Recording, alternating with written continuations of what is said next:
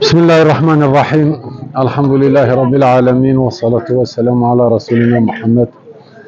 Değerli kardeşler, Kara Kıta Afrika'da hizmetlerimize devam ediyoruz. Yalnız bugün rotamız bizi Burundi'ye getirdi.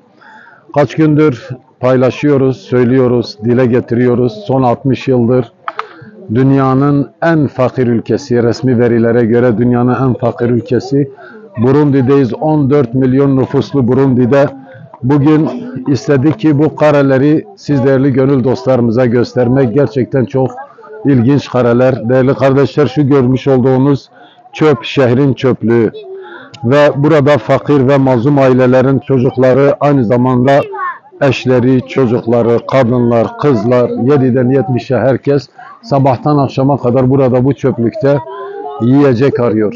Evet, yanlış görmüyorsunuz.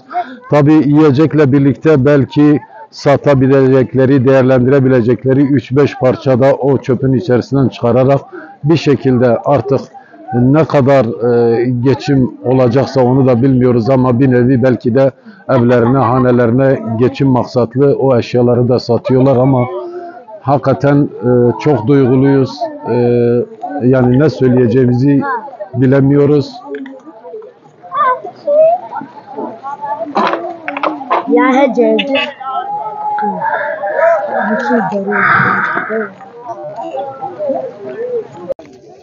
Demo wetu ngana ule msarife umekuwa wewe basi wewe ngana mwingine mtata hivi.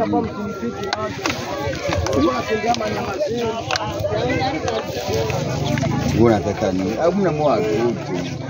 Abo bose n'abagore ni mubabona.